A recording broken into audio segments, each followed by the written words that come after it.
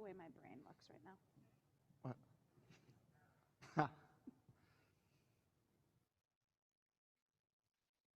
Did you grow up with "This is your brain on drugs" with the egg? Mm-hmm.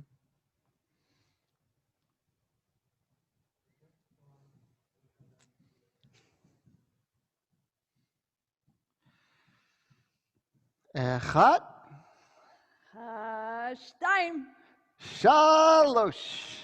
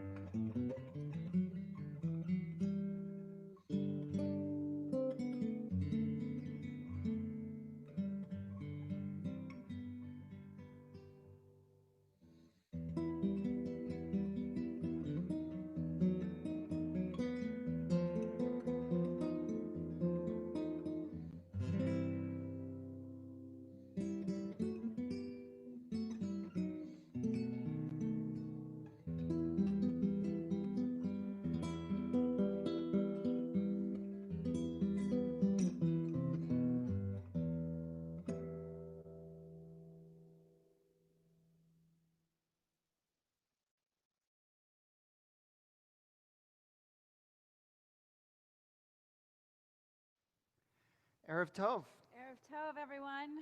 And Erev Tov Cantor. Erev Tov, Rabbi Katz. We are really pleased to be able to lead together. It's been a while since we were able to, and we were, for the first time ever, able to do that since the pandemic on Rosh Hashanah, but we've both been tested, and we both feel that it's comfortable and safe to be able to lead without masks on, and so it's great to be with you. You too. Tonight, you're going to notice that although we tend to wear a talit every time that we lead, there might be people in your household who choose to wear talises. This is actually the only night during the year where it's traditional to wear a talis. Now, the reason that we don't is because these fringes are meant to be mnemonics. They're meant to be reminders about our values. And therefore, at night, in the ancient world, without the lighting that we have here, it was impossible to be able to see these fringes and therefore useless to have these reminders. But on Kol Nidre, something is different. And that thing, according to our tradition, is that we are closer to angels than any other day during the year. Now, whether you believe in angels or you see it as a metaphor, there is something profound about tonight. Angels don't eat, they don't drink, they don't sleep, they don't do things of the body. Now, I bring this up because often we associate the act of fasting with self-abnegation, with punishing ourselves in a certain way, of reminding ourselves that we are human and we are frail. Well, the truth is that we don't need that help this year. This year, with COVID and all of the associated fears, we know we are mortal. And so therefore, we can reframe our fasting from one of reminding ourselves that we are less than to one that reminding ourselves that we are more, that we, like angels, glow on this day, which is the reason that we wear the talis, because an inner light that shines tonight radiates out such that we fill our room and we fill ourselves, and we don't need that external light to be able to see these fringes. And so tonight, I want to invite you to embrace that light. I want to invite you to own that light. Because although we often think of today as a solemn day, it's not necessarily. Imagine if you walked around knowing that you shone. What would that do? How joyous would you feel? And we usher in tonight with another metaphor, the lighting of our Yom Tov candles. And so over the course of tonight, you're going to see a number of different people who are involved in our service. And as they do, they'll be making videos and maybe adding their own thoughts to the mix. I also want to say that you should find a space for yourself that's comfortable, a space that you can feel like you shut out the noise of the outside world and you can be present with the computer, something that's very difficult to do since most of us live on the computer ourselves. I'll also say that we've made some changes to our service. A few of them, for example, are that we're going to keep our chat open for a small period of time at the beginning, the middle, and the end. That way, we've learned that it won't distract those who are distracted by the pop-ups. We also, if you haven't watched the sermon yet, I'll be doing it after services end. That way, in community, you can feel like you're watching the service, or you can choose to watch it on the link that was provided for you. We've also changed melodies and added prayers based on feedback that we've gotten from you, so that we can make sure that tonight is the best experience for everyone. And so with that, we continue. We are on page number 9 as we begin lighting our Yom Tov lights.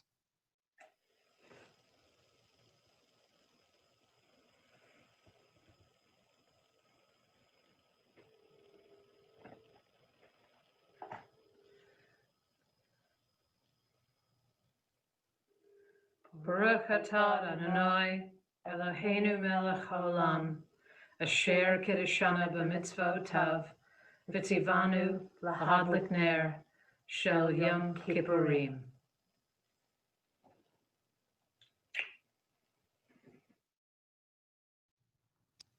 Amen. Amen. And we move from that into a prayer for all joyous firsts, the Shehechianu, which thanks God for allowing us to reach this day in the middle of page 9. ברוך אתה אדוני אלוהינו מלך העולם שהחיינו וקיימנו והגיענו לזמן הזה. We move now forward. Or zaru alat tzaddik, light is sown for the righteous. Page 16.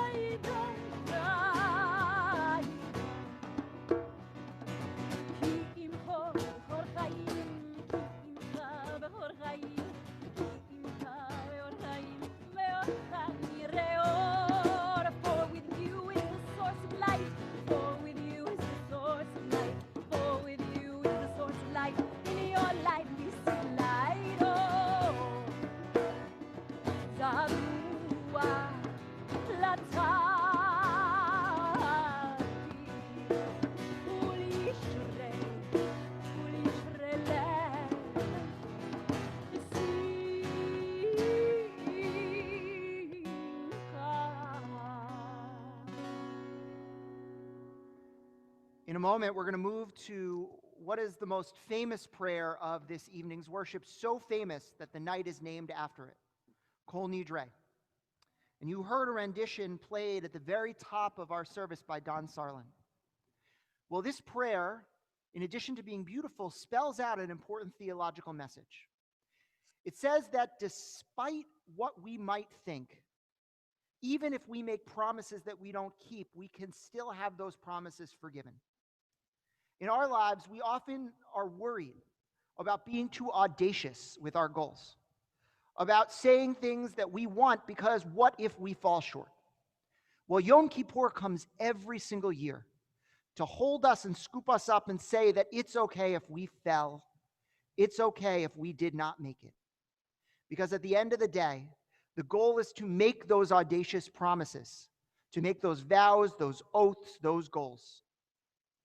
And we take our Torah out now as a witness to the fact that although we need to cancel those vows, we tried hard to meet them nonetheless.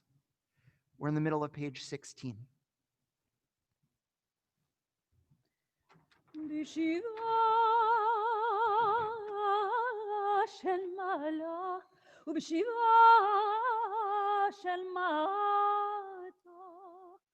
על דעת המקום ועל דעת הקהל אנו מתירים להתפלל עם העבריינים. We rise together.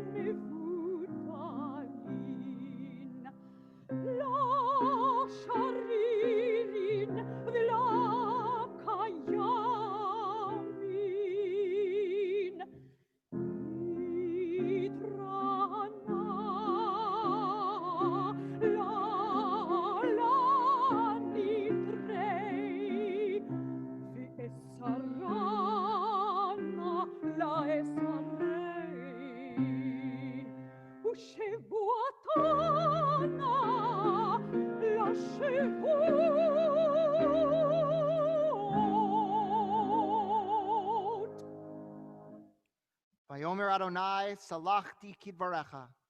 And God responded, I forgive you as you have asked. We're going to remain standing as we turn to page 22 and we join together in the words of the Baruch Hu.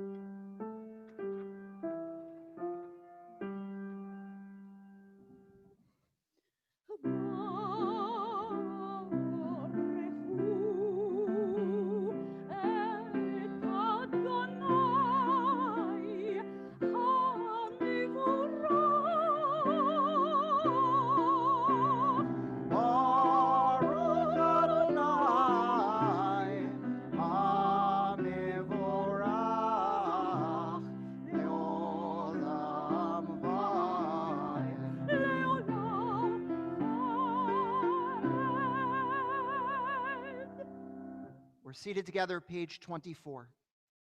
Blessed are you, Adonai. Your great name fills the universe with majestic might. Your word creates twilight and dusk, as your wisdom opens the gates of night. Your discernment separates the changing seasons and causes the passage of time. The stars arrayed across the sky reveal your design. You roll out the cycle of darkness and light, shaping day and night. You sweep away day and night and carry the world into nightfall, setting day apart from nighttime. You are God of all we can perceive and all that is beyond our perception. Living eternal God, be our sovereign to the end of time. Baruch atah Adonai ha'ma'ariv aravim. Blessed are you, Adonai, creator of twilight and dusk.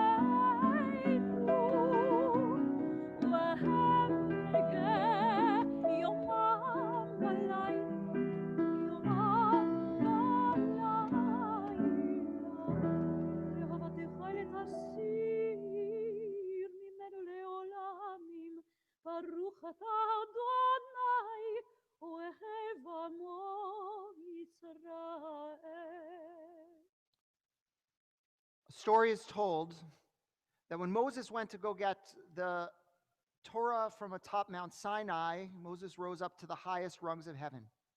And there, Moses heard the angels, in the angels' own words, worshiping God. Baruch Shem Kavod Malchuto Le'olam Va'ed, they said, blessed is God's glorious majesty forever and ever. And Moses so loved that statement that Moses took it down and taught it to the people, and it became the second line of our Shema. But as with somebody who takes something that they shouldn't, they don't flaunt it around town, showing it off, because perhaps the people that they took it from might realize that it wasn't theirs. So what did he do? He, like someone who has and finds a ruby, he hides it away, hoping that those angels won't hear. And so every single time we say the Shema, we whisper that second line. But, say our ancient rabbis, on this day, as I said before, when there is no difference between us and the angels, when we glow with that inner light, the angels can't tell the difference, and we can say that line with pride. We continue on page 28 with the Shema, and out loud, that second line.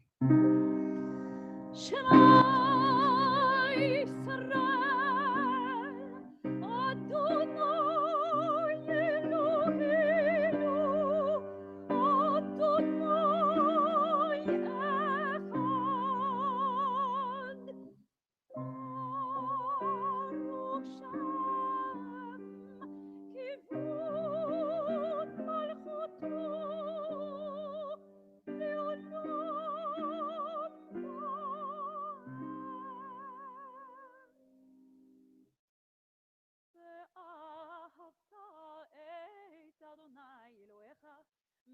לבבך ובכל נפשך ובכל מאודיך, והיו הדברים האלה אשר אנוכי מצווך היום על לבביך, ושיננתם לבניך, ודיברת בם, ושירתך בביתך, ובלכתך בדרך, ובשוכבך ובקומך, וקשרתם לאות על ידיך, והיו לכותבות בין עיניך, וכתבתם על מזוזות ביתך ובשעריך, למען תזכרו ועשיתם את כל מצוותיי, והייתם קדושים לאלוהיכם.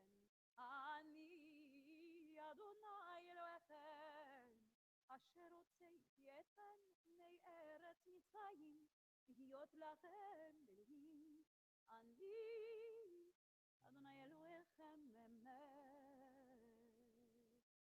We move forward to page number 40 as we sing a song of freedom. This past Shabbat, I asked the question on our Friday night services, what are some things that you take for granted? Times when you are free, but you don't always acknowledge it. Some people spoke about interpersonal freedom and the ability to talk to those with honesty. Other people, the freedom of being able to be in nature, and still others, freedoms that our government and our world gave us. Things like freedom of speech, freedom of the press.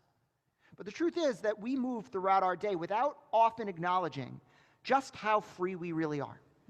And so in every single service, we are forced to remember that we were once slaves in Egypt, that we were once in that narrow place called Mitzrayim, and that as we walked through parted waters, we moved from slavery to freedom. And every single time we say this next blessing, page 40, we remember that we could be more free, but that we have much freedom to celebrate.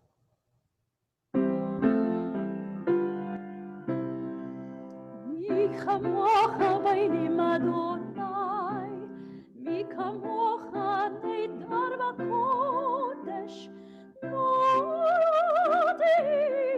לא תעשה פלא. מלכותך ראו בניך, וכיים לפני משה ומרים, זעינו ואמרו, אדוני ימלוך לעולם ועד. ונאמר כי פדדנה את יעקב וגאלו מיד חזק ממנו, ברוך אתה אדוני גאל ישראל.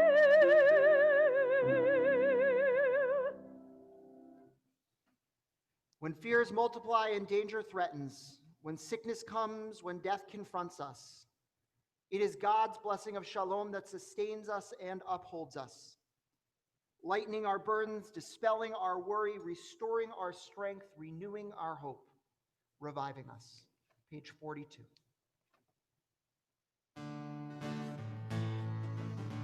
I hope you'll join us from home. Ashkivenu Adonai Eloheinu L'Shalom.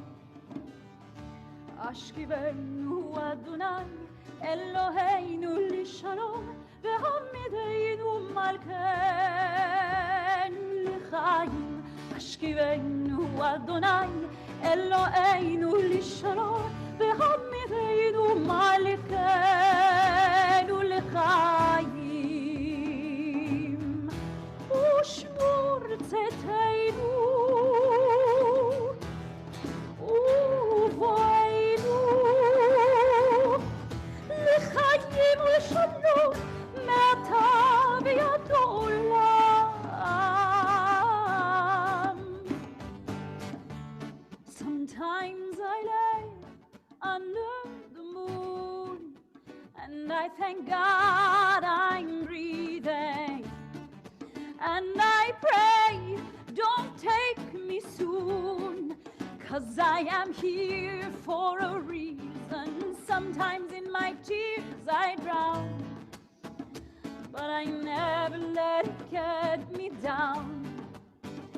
So when negativity surrounds, I know someday it'll all turn around, because all my life I've been waiting for I've been praying for the people to say that we don't want to fight no more. There'll be no more wars, and our children will pay one day. One day. One day. One day. One day. One day. One day. One day. One day. One day.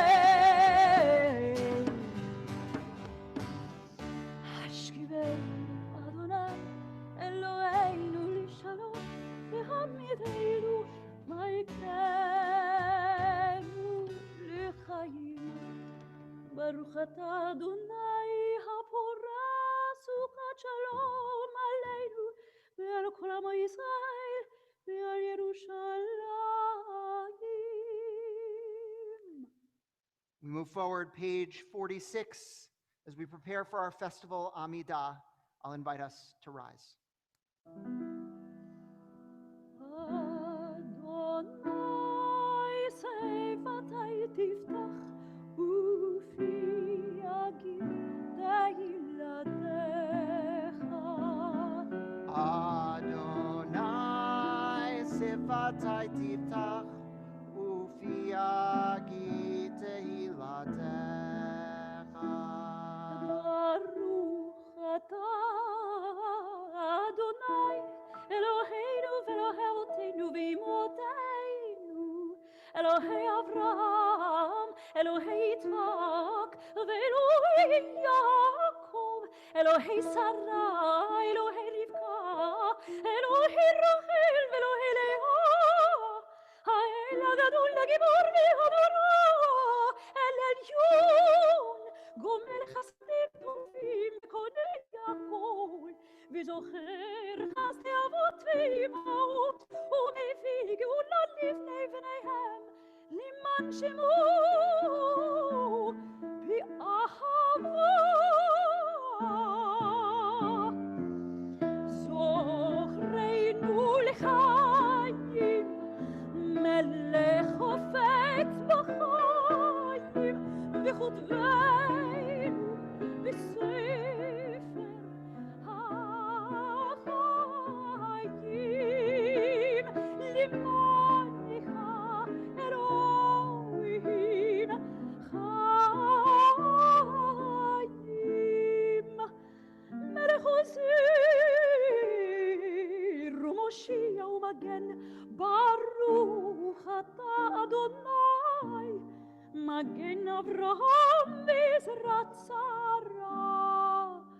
אתה גיבור לעולם אדוני, מחיים את אימת הרב להושיע, מוריד הטל.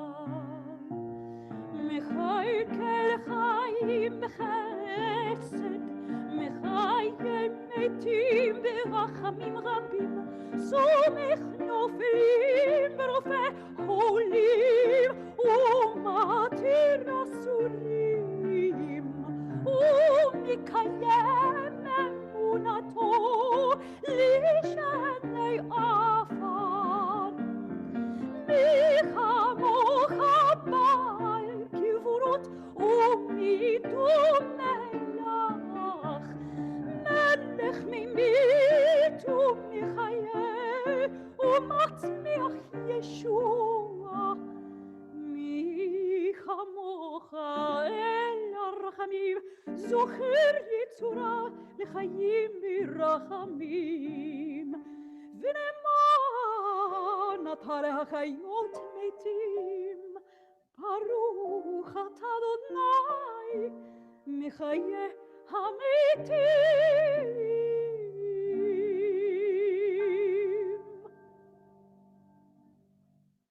In a moment, we're going to move to page 53 as we have a series of readers taking us through this next section, which is known in our tradition as the Uvechein section.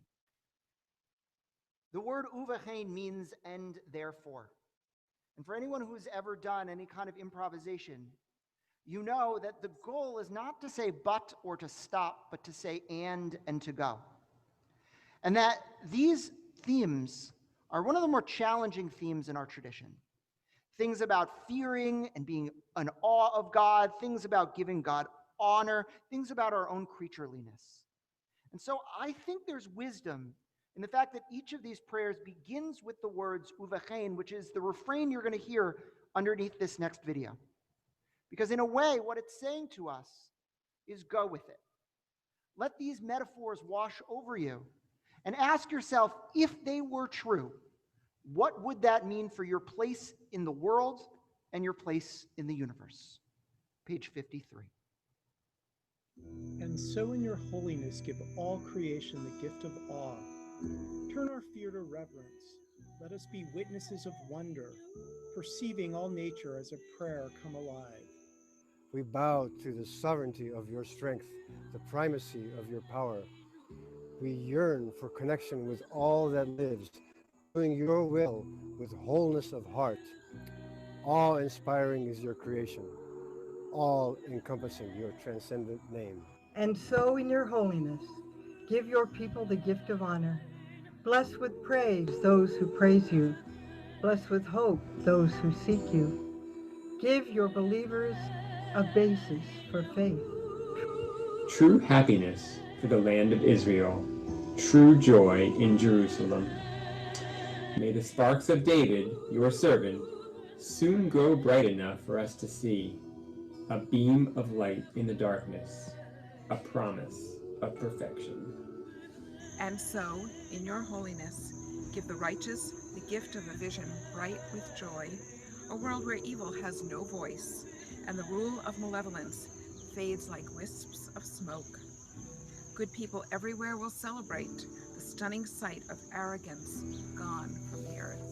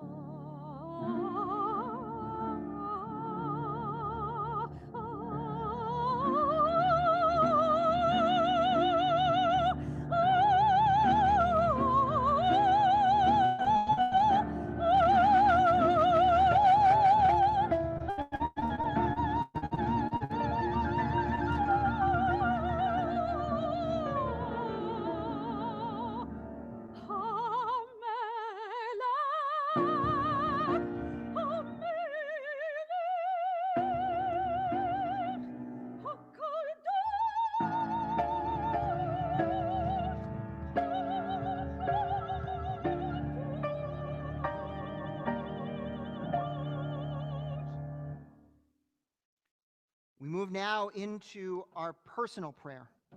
We're on page 60, and I'll invite you to continue until the end of our Amidah, looking to the screen for the page numbers, and also, if you want, for a little bit of inspiration, a question you can reflect on as you pray this particular prayer. So focus either on the words on the page or whatever words are in your heart. And if you are still standing, you can remain standing, and if you've taken a seat at a certain point, I'll invite you to rise as we move into silence.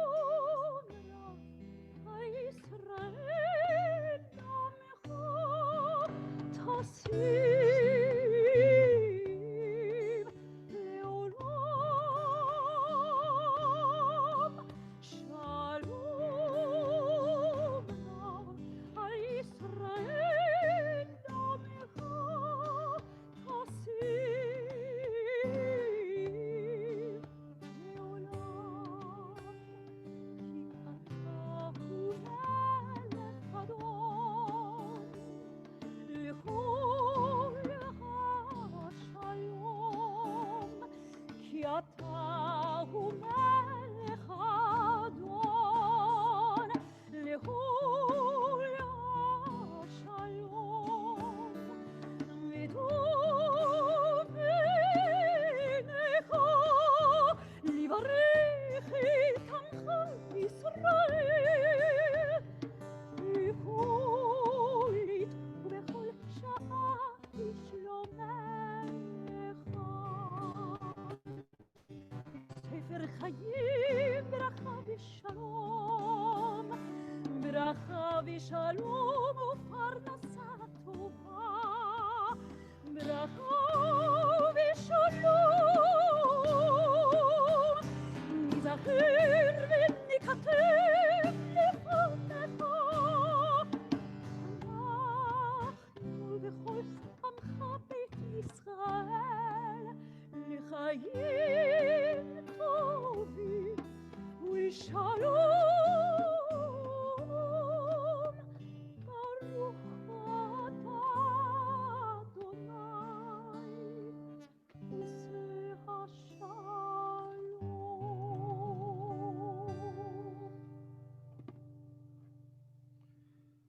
We move now into a section of our service which we call the Vidui. It's a section where we confront our own sins, proclaiming them aloud and hearing them with our own voice. And so we have a series of sins that we need to make our way through, from the communal to the personal. And we begin tonight by hearing from a number of people about what communal sins they think that we collectively may need to atone for before we move into our traditional words of atonement. For the sin we have committed before you by neglecting to acknowledge out loud the things I appreciate about my family. For the sin we have committed before you by not living in the moment. For the sin we have committed before you by polluting the world that you have created. For the sin we have committed before you by not being more grateful for mundane social interactions, like greeting friends with a hug or a kiss, driving carpool, or loaning a stranger a pen. For the sin we have committed before you by judging people harshly without remembering that we all carry hidden burdens. By not enjoying life. By sacrificing our ideals for expedience. By being too quick to blame others for situations in which I have played a role. By believing I was doing enough in the fight against racism. By not fighting harder. Thinking about, but not acting for justice. By being selfish when so many are in need. Being too non-racist and not enough anti-racist. By not taking the time and care to truly listen and understand. By not learning from mistakes. Not living enough in the moment. For the sin we have committed before you, for not being me.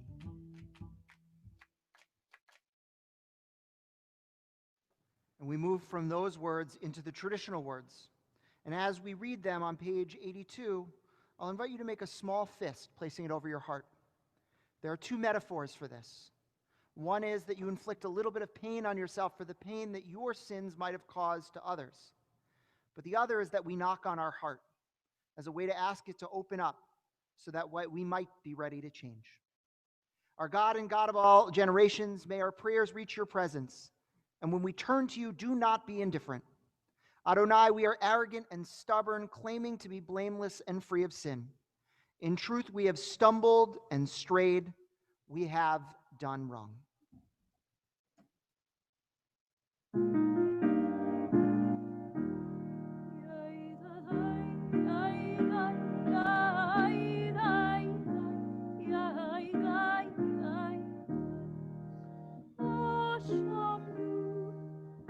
Shamnu,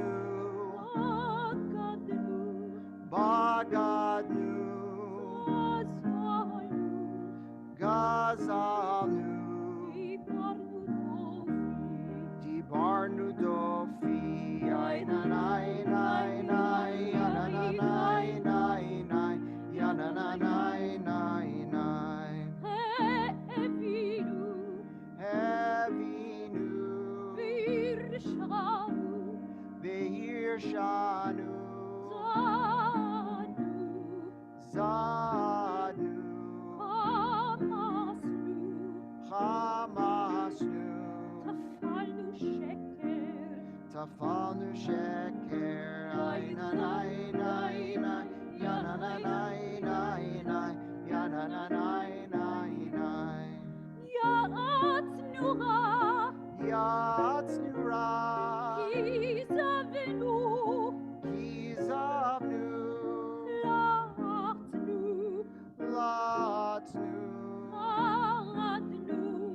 Maranu, Niatnu, Sararnu, Avinu, Pashanu, Sararnu,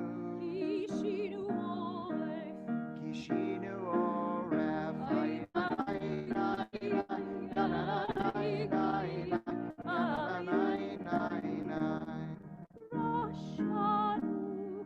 Rashanu, Shichatnu, Tiavnu, Tainu, Titanu.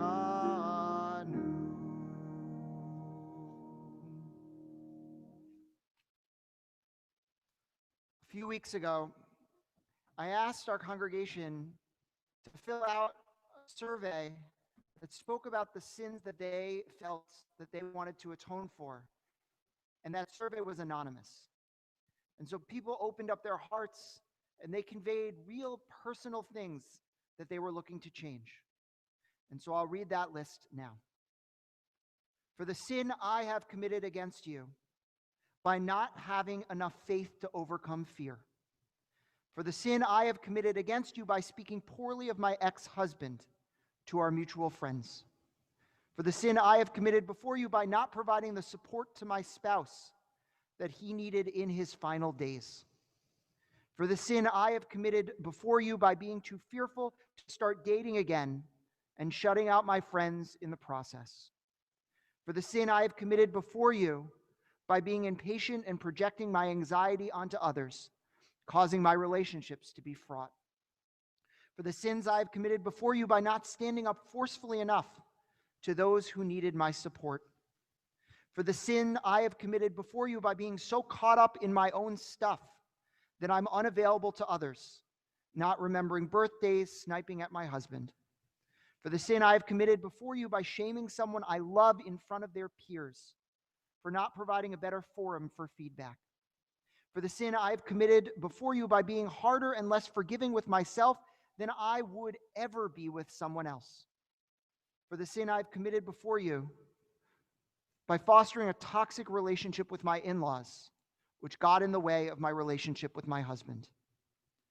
For the sin I've committed before you by saying negative things about others, by not keeping quiet when I should have. For the sin I've committed before you by not doing enough to directly help others in need during this pandemic. For the sin I have committed before you by not taking care of my own well-being, especially since the pandemic began. And for the sin that I have committed before you by making my partner think that I love them more than I actually do. For all these things, O God of mercy, forgive us, pardon us, and grant us atonement.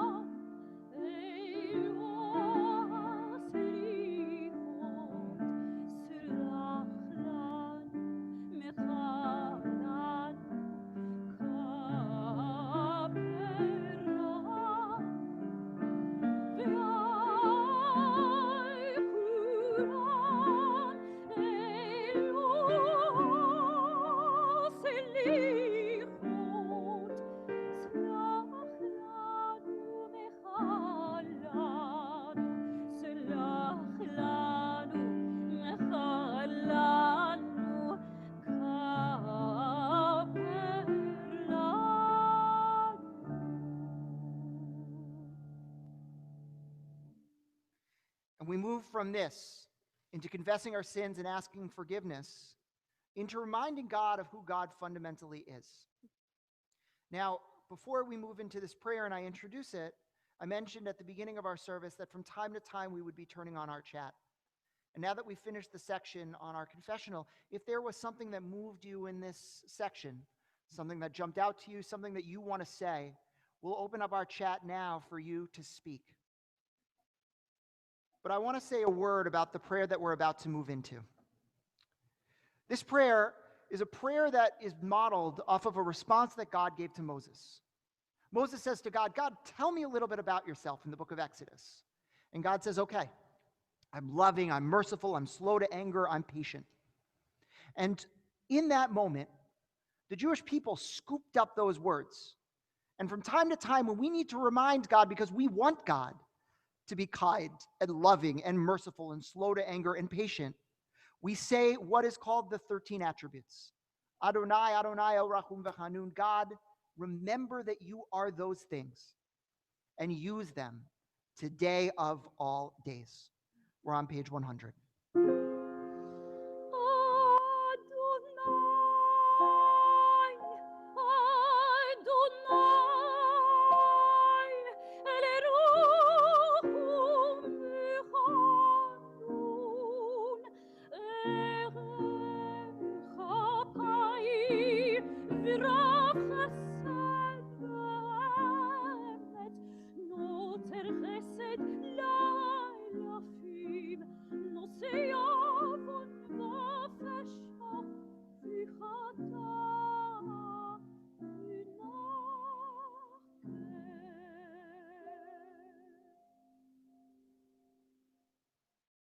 We move to page 114, and I'll invite us all to rise as we move to Avinu Malkeinu.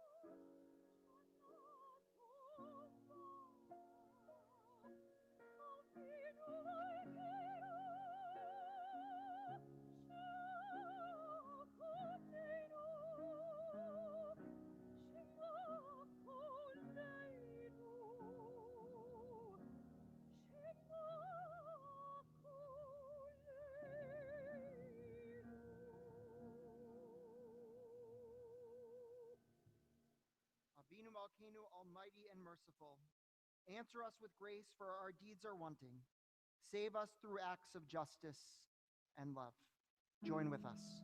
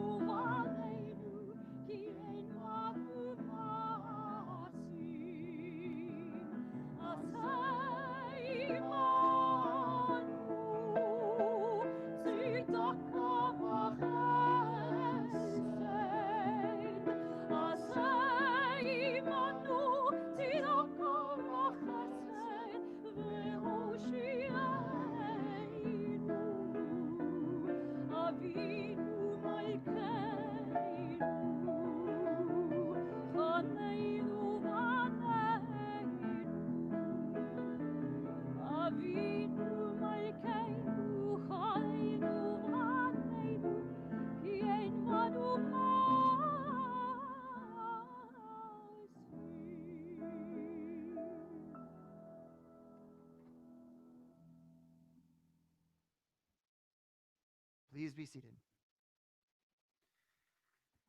And so it's my pleasure to call to the Bima our president, Josh Katz, to deliver a few words and some announcements and some greetings.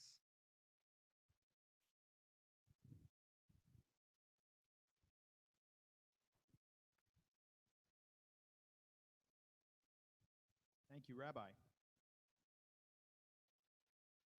Good Yontif, everyone.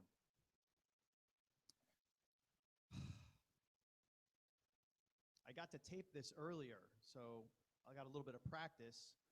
I had more coaching today than I've had probably in years, but I have to look straight at the camera.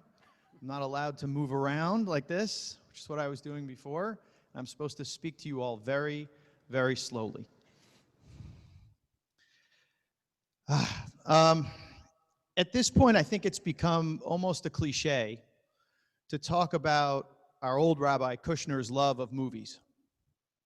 But I feel like I was here when that love went from sort of a hobby into kind of more of a thing.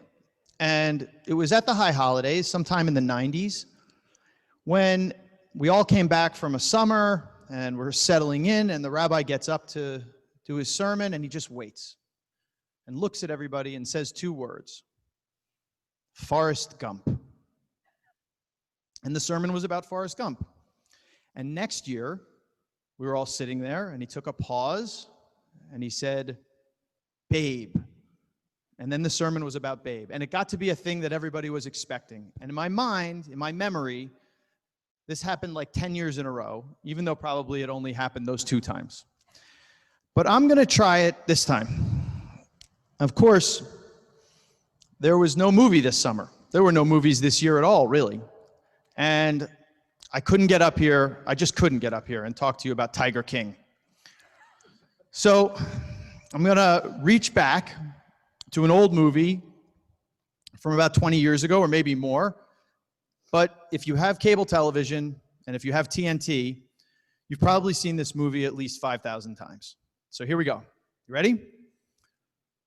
Shawshank Redemption. Now, I know you're thinking, what's the metaphor? Is it that the quarantine is just like the prison? Is our current president just like the corrupt warden? Is the soothing voice of Morgan Freeman really the voice of God? I don't know. I don't have a good metaphor. Metaphors are for rabbis and for Torah study. I'm going to go straight to the end of the movie and be more direct. When Red reads the letter from Andy, and I'm going to borrow from that now to say to you all that if you're here, it's Kol Nidre. That means you probably are buying into what we're selling. And if you've come this far, maybe you'll come a little farther. I don't mean come farther like show up tomorrow and join the services. I mean keep going with us as the year goes on. We've committed ourselves to drive forward with programming, religious study, worship, religious school, and all the support services you've come to rely on. But we've also tried to stay current. This summer, toward the end of the summer, we did our best to connect parents so that they could work on learning pods for their kids. And as racial unrest ripped through the country, which you'll hear more about from the rabbi later tonight, we put together a task force on racial justice to try to figure out where Temple Ner Tamid could find opportunities to participate.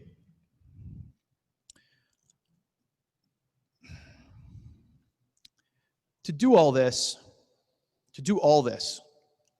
we need one more thing. We need you. We need your volunteerism. We need your attendance at events. We need your feedback. And yes, we need your dues and desperately need your high holiday appeal contribution. But even if you can't do any of that, we still just need you. We need to know you're with us. Even if you can't bear this remote version of belonging, even if you can't afford your dues, even if you can't put together anything extra for the high holiday appeal, we still need you. Now is not the time to decide the synagogue is over for you. We've got so many people, volunteers and professional staff, working hard to keep things going. And what keeps every one of us engaged is knowing that we have people to work for. This isn't quite our 40 years in the desert, but nonetheless, it's going to be a long slog. And during times like these, we need everyone. Have a safe, easy, and meaningful fast. Shana Tova. Shana Tova. Thank you so much, Josh. As you can see, Leora is joining me tonight. That should have been its own question on the survey. I think we know what your answer would have been. We offer you Kerachem Av, like a parent that comforts and nourishes us. You, God, you are with us this day as we do this deep and brave work of honest appraisal, of looking inward and finding the truth that lives there.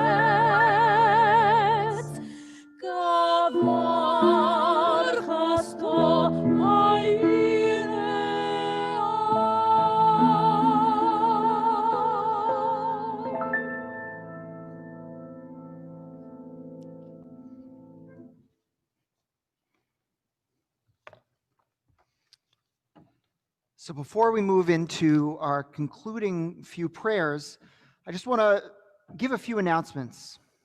The first is, and I spoke about this at the top of the service, that we heard from a number of people that they felt like they wanted to watch the sermon in community.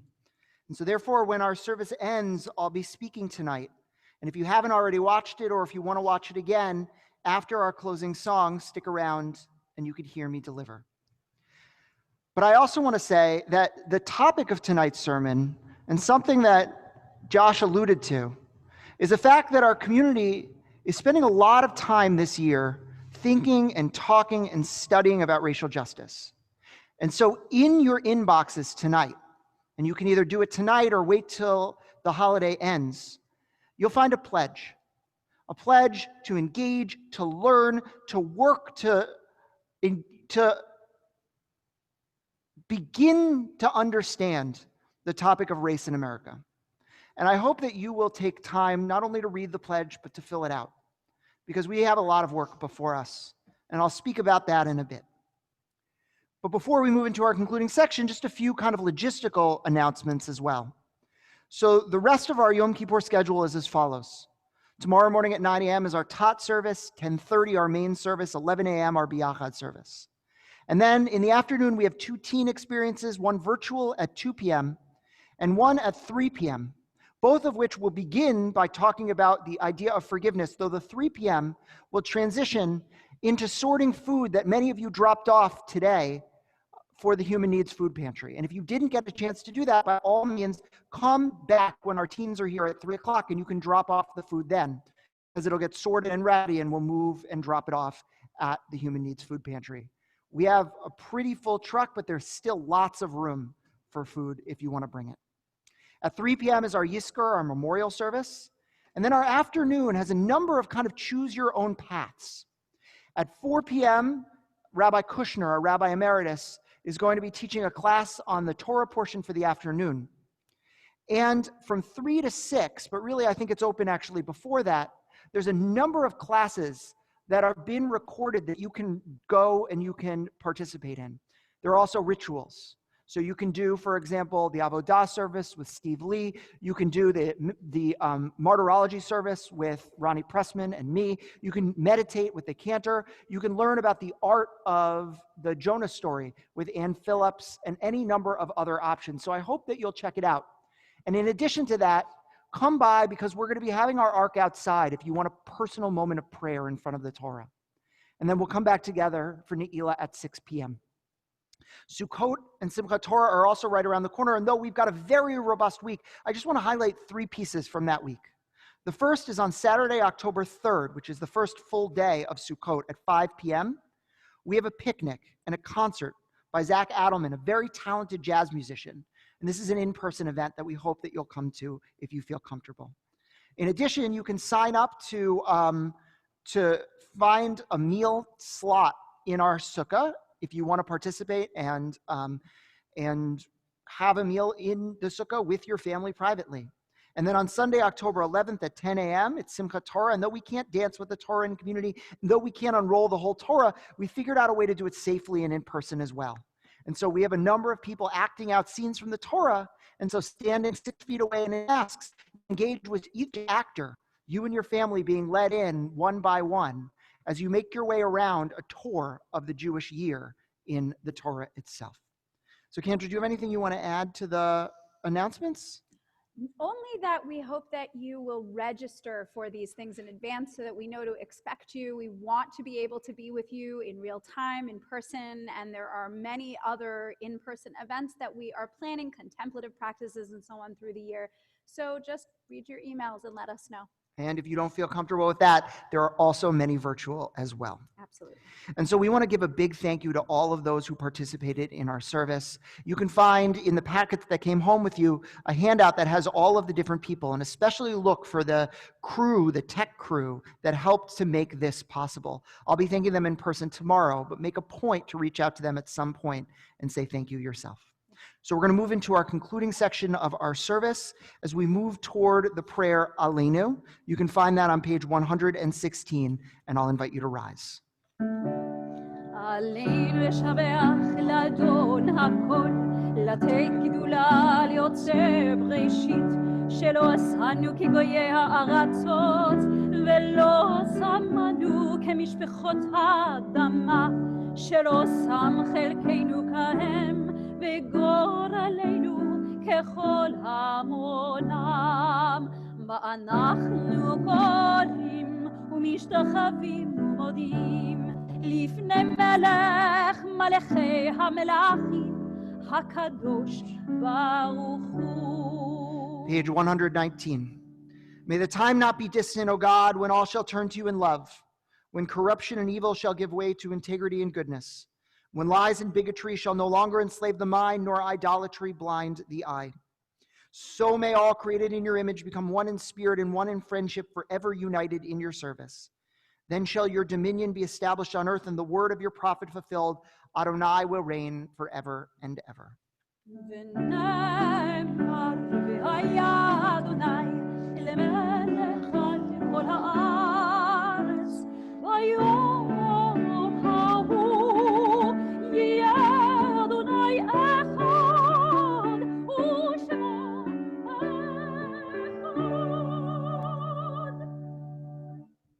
seated for just a moment as we think of those that we've loved and who we have lost.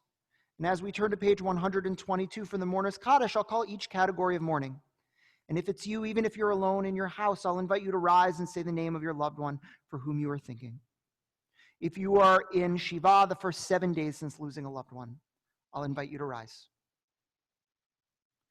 If you are in Shloshim, the first 30 days since losing a loved one, I'll invite you to rise.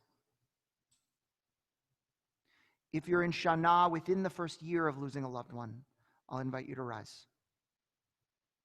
And if you're observing a yard site, the anniversary of a loved one's death, I'll invite you as well to rise.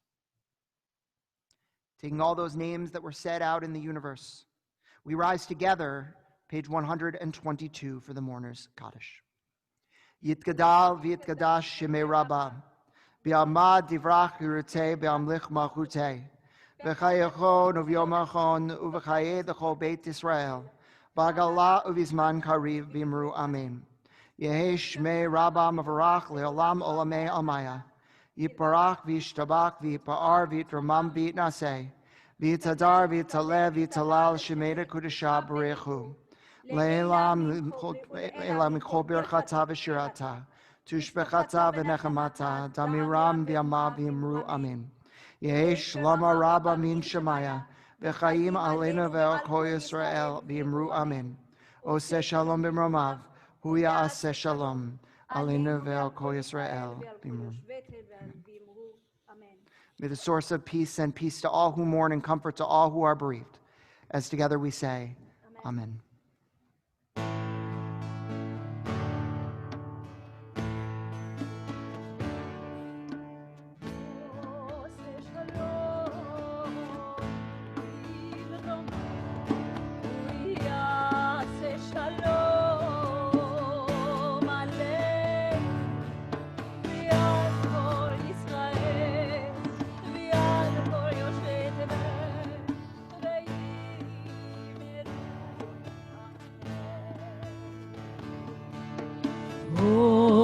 Shalom v'imromav hu yaseh shalom aleinu v'al kol Yisrael v'al kol yoshvei tevel v'imru amen. May the oneness who makes peace possible us with hope and let us say amen. May the oneness who makes peace possible fill us with hope and let us say amen.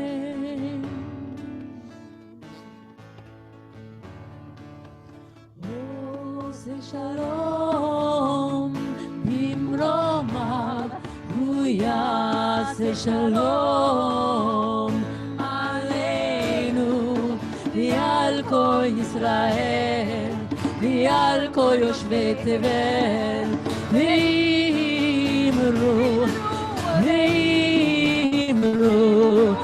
amen amen amen.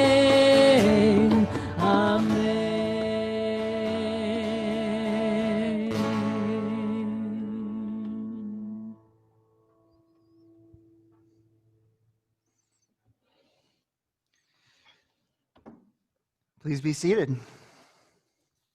And so, as I mentioned before, if you'd like to watch the sermon on your own time or you've already watched it tonight, feel free to log off and we will see you tomorrow morning. But for everybody else who asks that we are able to watch the sermon in community, I'll be delivering it now. And then you can stay just for a moment after the sermon is done as we move to our closing slide and one final song. There's a certain hazy disorientation that comes with the birth of a child. I'm sure many who have raised children remember that first night in the hospital. For us, unlike with my son Lev, there was an added element to that first fitful sleep. By chance, we had left the television on and waking up around 3 a.m., half awake, Ayelet and I realized that the 3rd Precinct Fire Station in Minneapolis was burning to the ground. We both sat up and we turned to one another. I don't remember who said it, but I distinctly remember that one of us uttered, "It feels like the world is on fire right now." Our observation that night was not new. In fact, the ability to see the world ablaze is at the heart of our ancestor Abraham's origin story.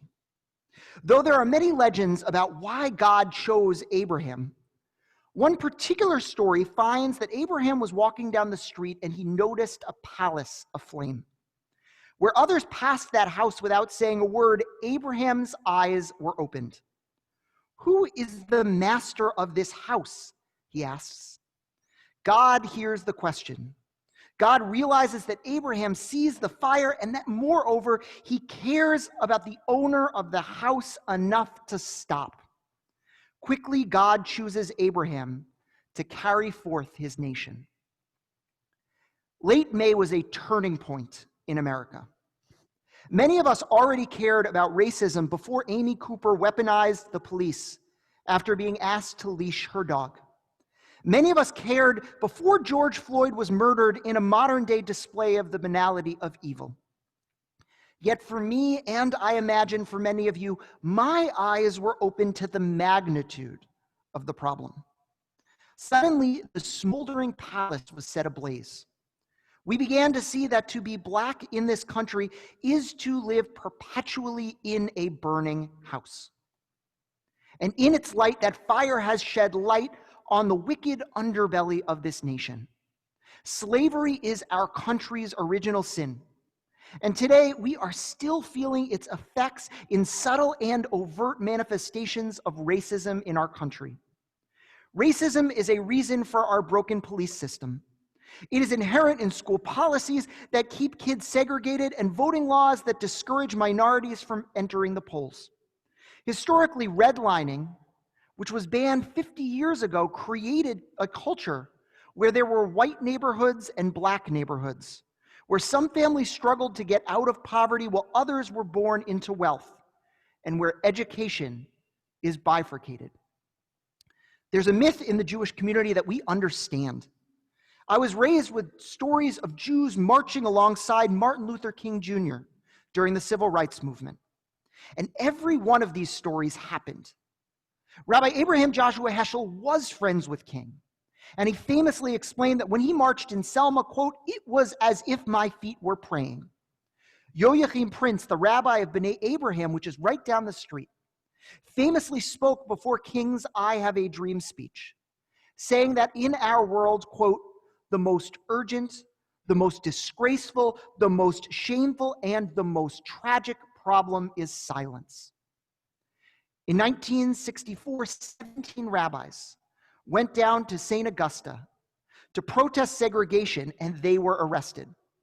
Their letter from jail, which is written at 3 a.m. on the back of a mimeographed report of assaults by the Ku Klux Klan, is one of the most important documents in American Jewish history.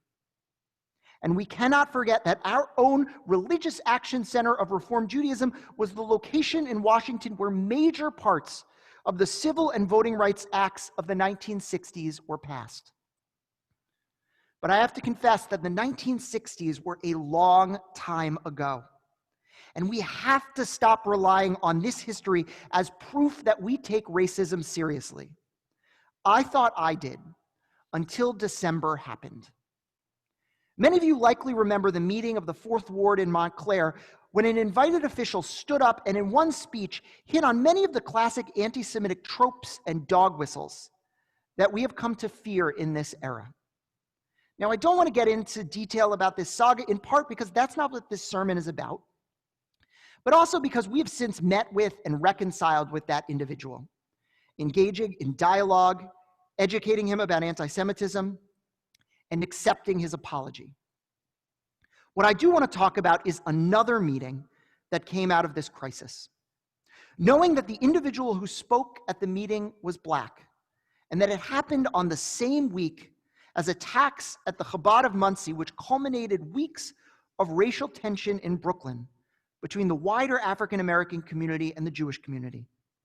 The mayor called together African American and Jewish leaders from Greater Montclair to engage in dialogue. It was in part an effort to quell any notion that these tensions exist here, and I joined enthusiastically. And though we worked to educate our fellow clergy about the subtlety of anti-Semitism, I quickly found that I had more to learn about racism. The first thing that was clear to me when I walked into that room is that I was walking into a room that had a sea of strangers. In the year and a half that I had been living here, I had come to know many of my white Christian clergy colleagues well in town. But other than a few acquaintances, this group of African American clergy were strangers to me.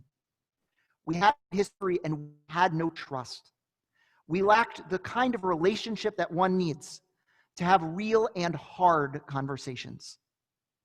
Now, much of this stems from the fact that there is an interfaith clergy association and a separate African American Christian clergy association that meet independently in Montclair. Over the course of our meeting, I realized that if we expected this group of clergy to show up for the Jewish community in times of crisis, then we needed to do the same for them.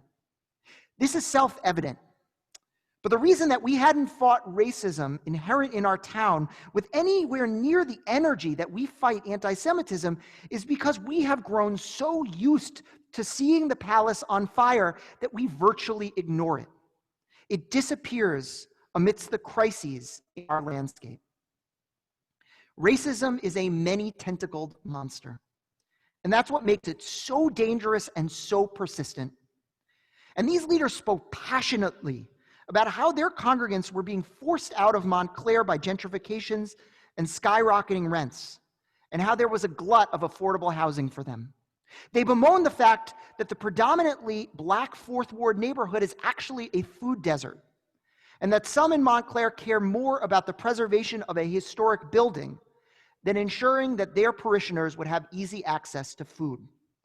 They spoke about run-ins that their loved ones had with the police and how the town seemed to give lip service to the achievement gap in school, but didn't take meaningful steps to address it. Eventually, we chose to work on housing in Montclair together, as much to move the ball forward on the issue as to build the kind of relationship that you can only gain when you sit together in the trenches. And more than anything, these conversations showed us just how far we have to go. Once you realize that the palace is burning, you may not ignore it. Our job is to figure out how to be part of the solution. Tonight, I want to propose 3 directions that our TNT community must take to make meaningful change. The first is that we need to educate ourselves on the myriad of ways that racism manifests in our society. After George Floyd, many thought leaders put together lists of books and documentaries and movies that touch on race. And whether you've read them or not, you can't ignore their impact. If we were in person, I would have had you raise your hand if you had, for example, read Just Mercy by Brian Stevenson, or spent time wrestling with How to Be an Anti-Racist by Ibram X. Kendi, or whether you screened the award-winning documentary 13th. If you haven't, you should. And if you had, you should find people to talk about these with. And we will work in the next year to provide avenues of discussion for things just like this. But one's education should also be diverse. Don't just read about racism. If you only focus on the negatives of a culture, then it paints them as victims. Instead, to understand the Black experience, read Toni Morrison, Langston Hughes, watch films by Jordan Peele or Steve McQueen. Empathy and understanding are the fuel behind any great allyship. And if we are going to be a voice for change, standing up against racism, then we need to understand how it works, our role in it, and what needs to be done to deal with it.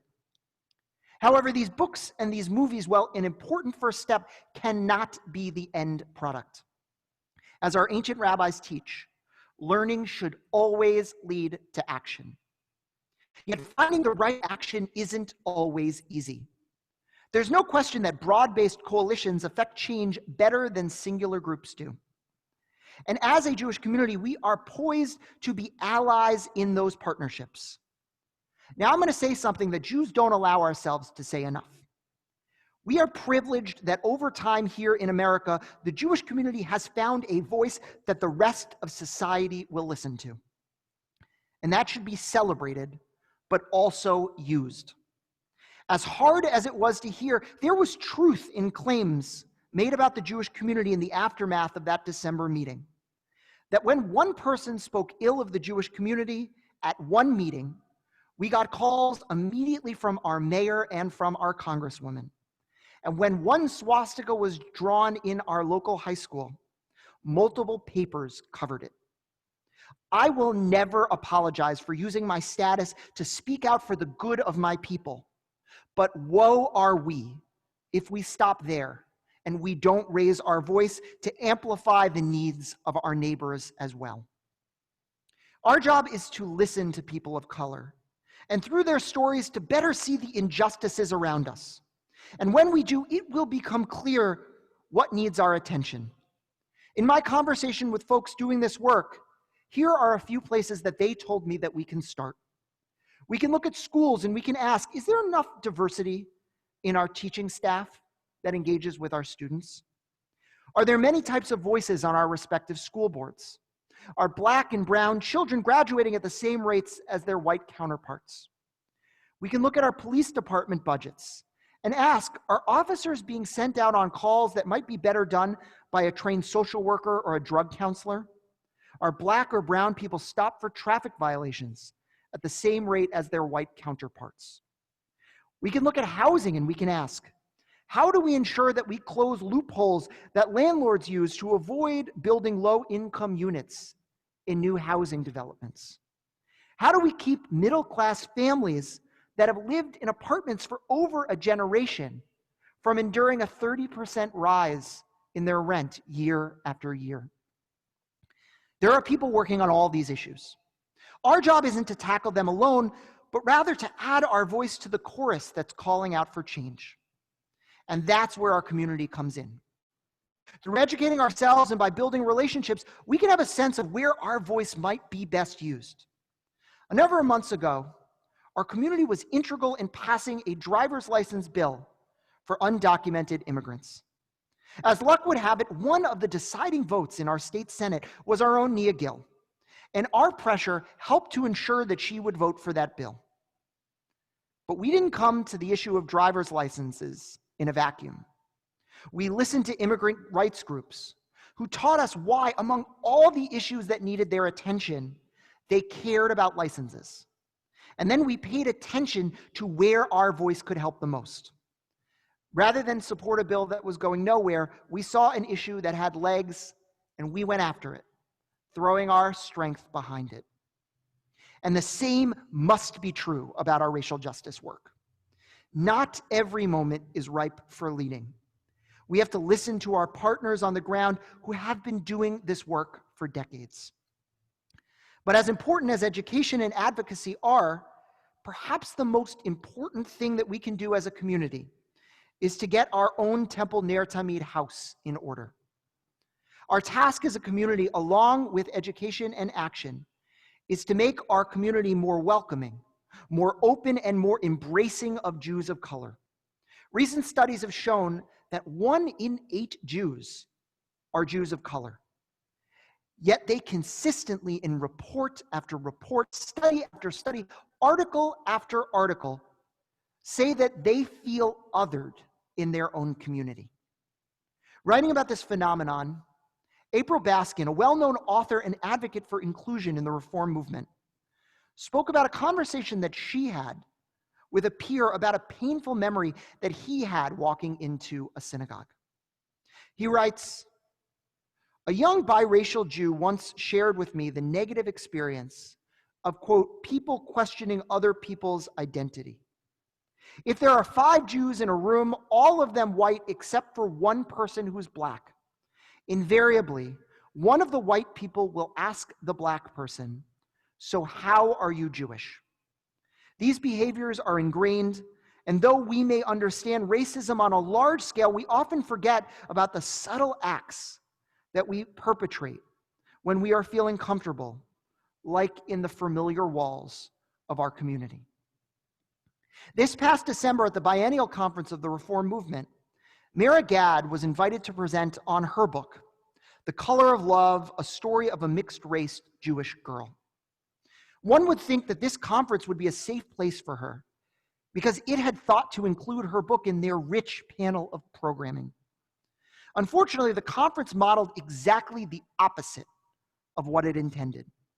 She was first denied her credentials as a presenter told her, quote, the real Mara Glad would need to come and get them. Then people mistook her for staff. And even though she was wearing her credentials, and those credentials said presenter, they asked her to help clean up a room.